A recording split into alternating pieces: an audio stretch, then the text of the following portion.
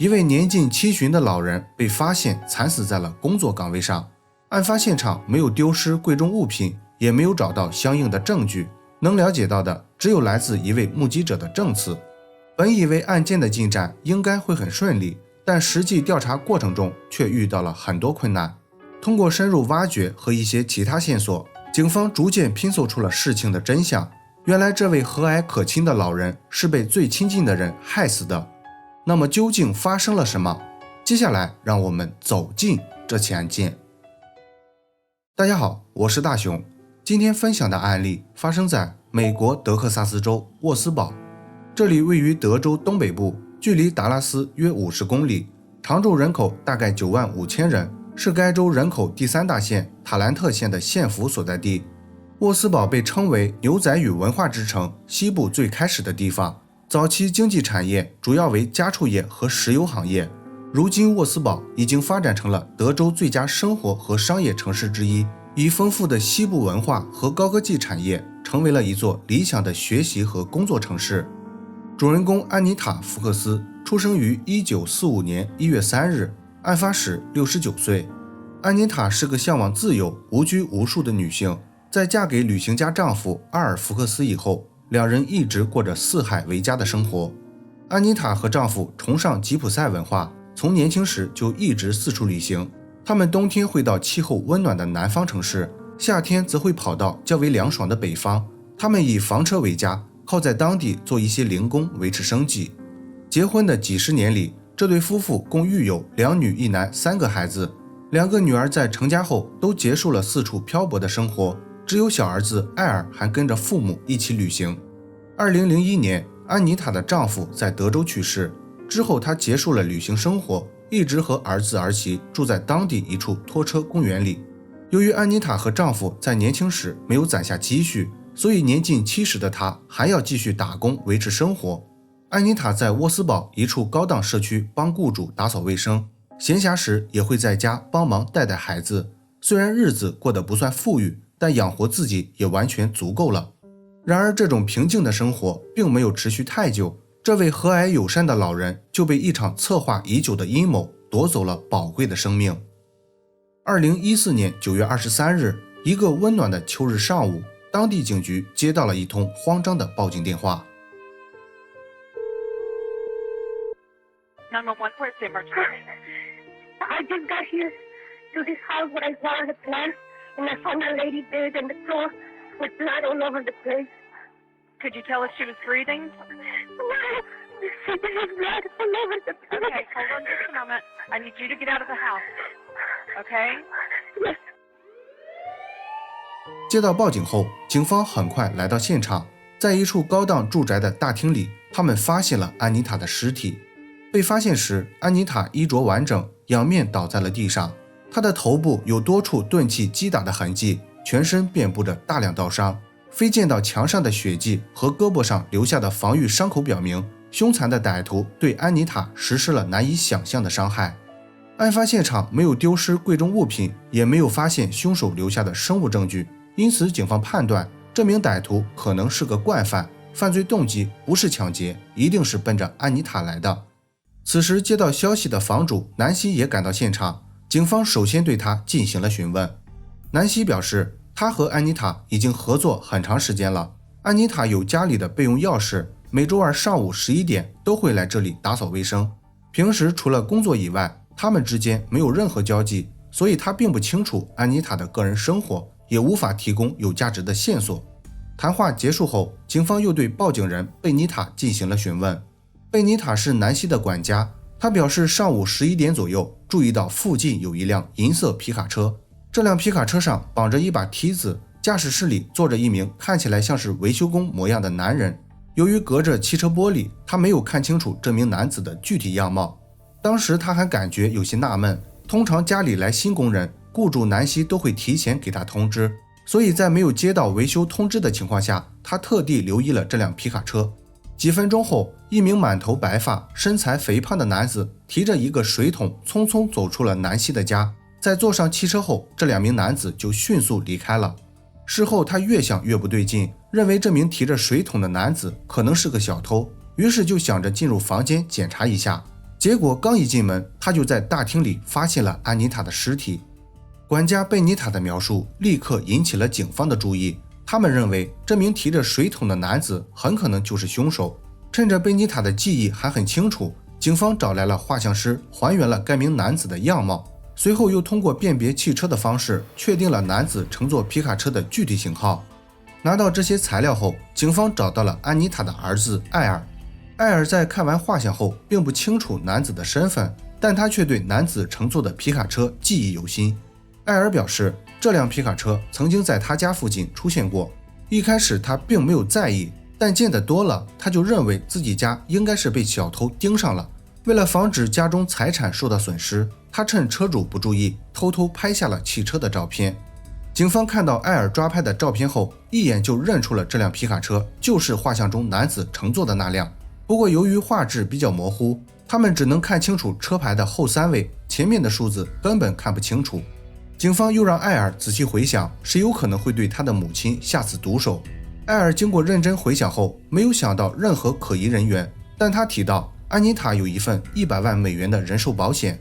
这件事情立马引起了警方的注意。据他们了解，安妮塔所在的旅行者圈子，大部分人都没有正经收入，他们经常会把给年迈老人购买保险作为一种投资手段。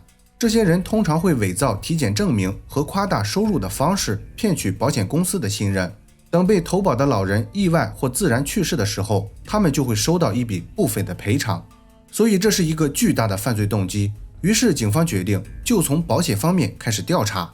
第一个调查的首先是接受问话的艾尔以及他的妻子。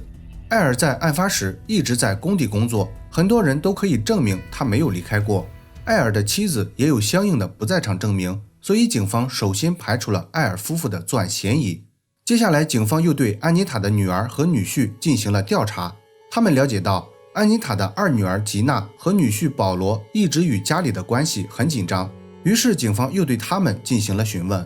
在被问话时，两人都表示不认识画像中的男子，也不清楚安妮塔保险的事情。不过警方并不相信两人的说法，他们注意到吉娜的丈夫保罗脸上有一道很深的抓痕，看起来像是在行凶时不小心留下的。出于这个原因，警方详细询问了他们在案发期间的不在场证明。这对夫妇对警方说道，案发时他们没有在当地，一直在1000多英里外的明尼苏达州。通过相应的证明材料，他们最终洗脱了作案嫌疑。接下来警方把目光转向了最后2名嫌疑人安妮塔的大女儿弗吉尼亚和丈夫马克身上。接受问话时，弗吉尼亚和丈夫表现得非常难过，他们描述和安妮塔的关系是非常亲密的。警方询问了他们在案发期间的不在场证明以及保险的事情，两人都表示案发时一直在其他州工作，并且也不清楚保险的事情。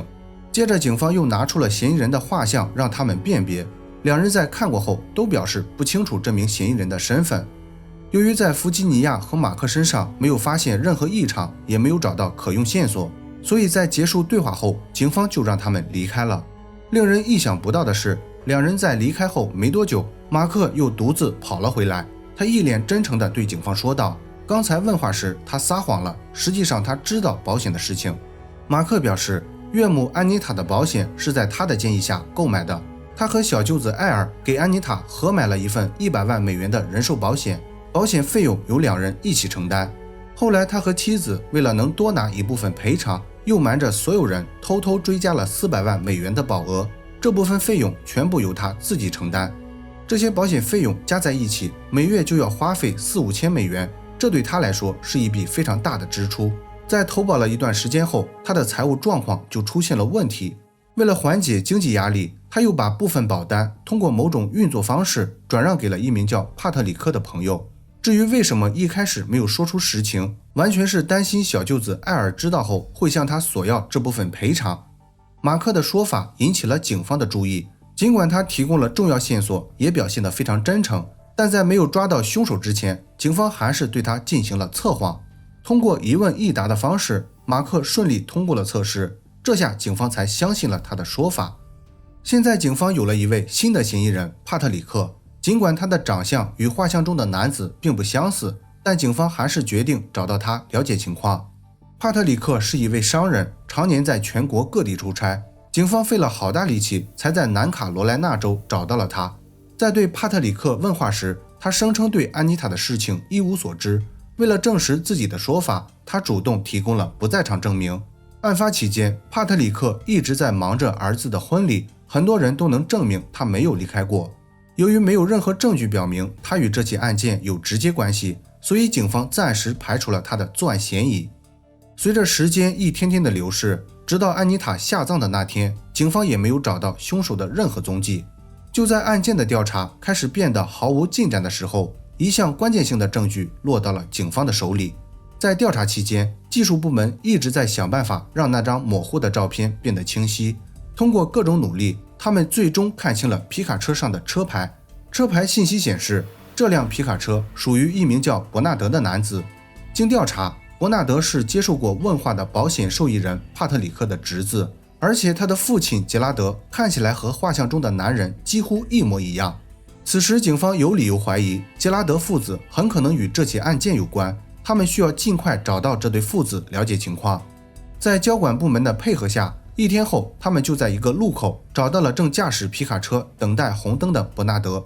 警方以不相关的交通违规将他带回了警局。面对警方咄咄逼人式的询问，伯纳德并没有被吓到，他坚称案发期间没有在附近出现过，并且也不清楚父亲杰拉德的去向。尽管警方并不相信他的说辞，但由于缺少直接证据，他们也无法对伯纳德采取任何措施。在扣押了皮卡车后，只能让他离开。拿到搜查令后，警方对皮卡车进行了仔细检查。这辆车的外观有被伪装过的迹象，车上的梯子拆掉了，尾部也被涂上了油漆。在车里，警方找到了2部手机、1根球棒和一些衣物。衣物和球棒上没有提取到血迹。2部手机中有1部被证实是伯纳德的。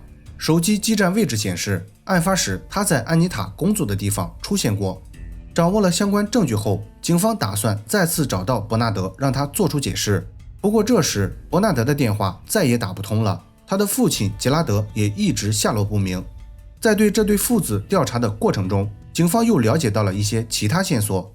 该地区骗保事件引起了相关部门的注意，他们正在着手调查这类案件，其中有一起就牵扯到了安妮塔的案子。通过办理保险的代理人查尔斯描述，警方得知了转让保单的所有细节。马克因为经济问题打算转让安妮塔的部分保单。通过查尔斯的介绍，马克与帕特里克建立了联系，两人通过虚假的商业合同成功转让了安妮塔100万美元的保单。帕特里克接手保单后，把受益人变更成了他和2个兄弟，其中一个兄弟就是嫌疑人杰拉德。杰拉德在支付了一段时间的保费后就有些不耐烦了，他多次向查尔斯询问安妮塔的身体情况，有时甚至会直接问安妮塔什么时候会死。通过欺骗的方式，杰拉德从查尔斯那里获得了安妮塔的家庭住址。然而杰拉德在拿到地址后没多久，安妮塔就被发现死在了工作地方。目前所有证据都表明杰拉德父子就是凶手。为了尽快将2人缉拿归案，警方在全国范围对这对父子发起了通缉。几周后，他们接到了休斯顿方面传来的消息，一名旅店保洁员在打扫房间时发现了杰拉德的尸体。收到消息后，警方感觉事情有些蹊跷，他们认为杰拉德可能是遭人灭口，或者为了逃避法律制裁选择了自我了断。为了找到真相，警方又对杰拉德进行了尸检，最终的结果表明杰拉德是自然死亡，死因为肥胖引发的心脏病。这个结果是警方难以接受的，因为他们还没有来得及对杰拉德审问，而且未来也没有办法将他绳之以法。不过事已至此，警方能做的也只有想办法尽快找到他的儿子伯纳德。通过分析伯纳德在社交媒体上发送的动态，警方确定此时他就藏匿在佛罗里达州。在当地警方的配合下，他们很快将嫌疑人伯纳德抓获。在被逮捕后，伯纳德仍然拒不交代这一切，直到警方拿出相应的证据后，他才改口承认曾经和父亲杰拉德跟踪过安妮塔。伯纳德表示，这一切都是父亲杰拉德的主意，自始至终杰拉德也没有告诉过他为什么要跟踪安妮塔，他在其中只是一名司机的角色，并没有参与和实施犯罪。尽管伯纳德有推脱责任的嫌疑，但由于目前已经死无对证，警方也没有什么好办法，只能和他达成了相关协议。2017年，安妮塔遇害的3年后，伯纳德因犯有串谋谋杀罪被判处14年监禁。据了解，目前他已经被假释出狱。引起这起事件的始作俑者安妮塔的大女儿弗吉尼亚、女婿马克以及保险代理人查尔斯也受到了相应惩罚。目前尚不清楚他们最终的判决，不过从达成的相关协议来看，大概率会判处5年有期徒刑。好了，本期案件分享到这里也就结束了。如果你喜欢我的节目，请帮我点赞加关注，非常感谢大家的支持。我是大熊，下期见。